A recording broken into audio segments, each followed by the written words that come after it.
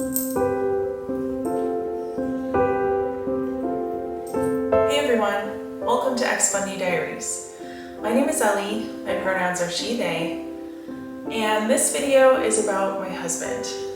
I have been getting quite a few questions about him lately, mostly how did we meet and how did we get married?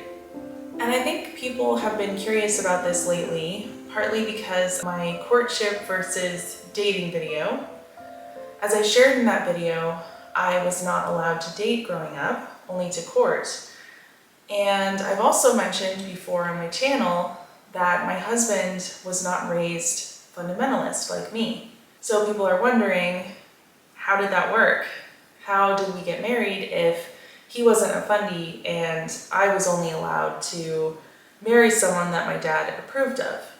And I am going to give a basic answer to these questions. But first, I actually have something to share that is difficult for me to talk about. I have been avoiding these questions about my husband recently because he and I are actually separated right now. To respect his privacy and mine, I am not going to go into the details, but the overall reason is that we feel that we may be happier as co-parents and friends instead of as a romantic couple. So we're taking this time to figure out what's best for our family and for us as individuals. I won't be talking about him very much, if at all, on my channel for the foreseeable future.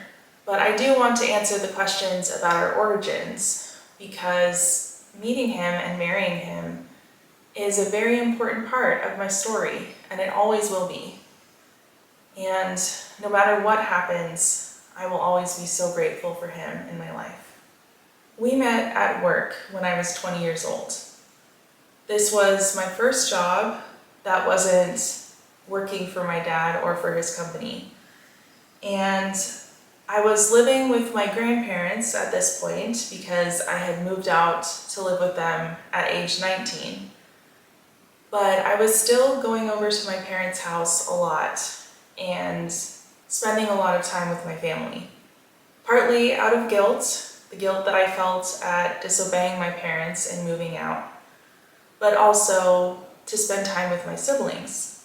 So I told my parents that one of my coworkers had asked me out and that I wanted to start dating him. So my dad called a family meeting and he sat us all down in the kitchen, except for my youngest sibling, Ivor, who was only 8 at the time. And he used a whiteboard to outline a whole list of bullet points of why I was forbidden to date this guy from work or anyone for that matter. And I can't remember all the bullet points, but the gist of it was, number 1, he reiterated that I was not allowed to date, even though I was 20 years old by this point. Only courtship would be allowed, and it would be a courtship that was led by him. And number 2, and this was the big one, my dad said that I wasn't ready to enter a courtship because I needed to work on my relationship with him first, with my dad. I had already stepped out of his umbrella of protection when I moved out to live with my grandparents. And he said that I needed to step back under his umbrella and submit myself to his authority and get back into right relationship with him. He said that I needed to spend time repenting of my unforgiveness, which is not a word, by the way, and that I needed to restore him to his proper role as my spiritual leader and as my authority. So I took a little bit of time to pray and to search the Bible and also to read this very ridiculous book that my dad wanted me to read called The Bait of Satan by John Bevere. And if you're interested in learning more about that book, I would definitely recommend checking out the podcast Bad Words by Janice Lagata. One of the books she goes through is The Bait of Satan, and she goes chapter by chapter and breaks it down and discusses it with different guests. And it's a very good podcast and a very awful book. So if you're interested, I will put a link down below to that. So after that time period of searching, I ultimately decided that I couldn't step back under his authority because of his sin. I couldn't trust him to be my spiritual headship because he wasn't following God in his own life. He was being hypocritical. And I felt like through the prayer and the Bible searching that I had spiritual confirmation from God that I could start dating this coworker. So it wasn't a courtship, but it was conservative Christian dating for sure. We set physical boundaries to try to stay pure, including saving our first kiss on the lips for the altar. So after a few months of dating, I quit that job where I had met him in order to go attend a Christian university in another state. So the majority of our dating relationship was long distance. But when the school year was over and we had been dating for a year, he asked my dad for permission to propose to me. And at first, my dad refused. And that time period was honestly so traumatic that I have blocked out a lot of the details.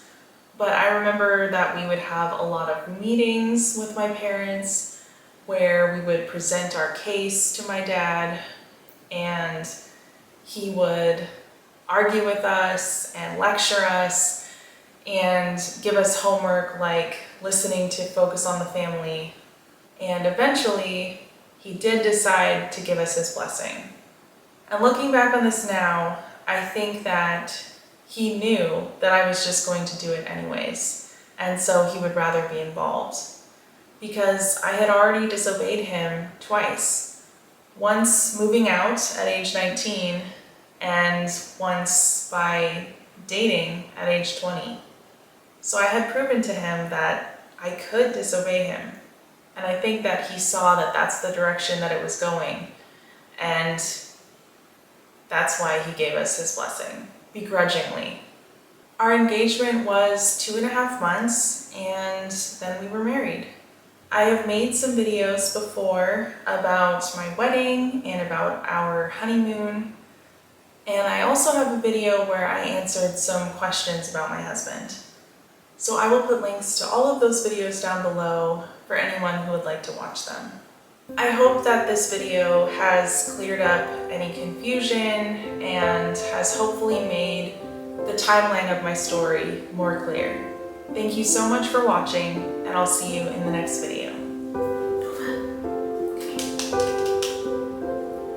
Thanks for being in the video with me. I needed a little extra doggo support today. You're a good boy. I love you. You want some more scratchies? Some more scratchies?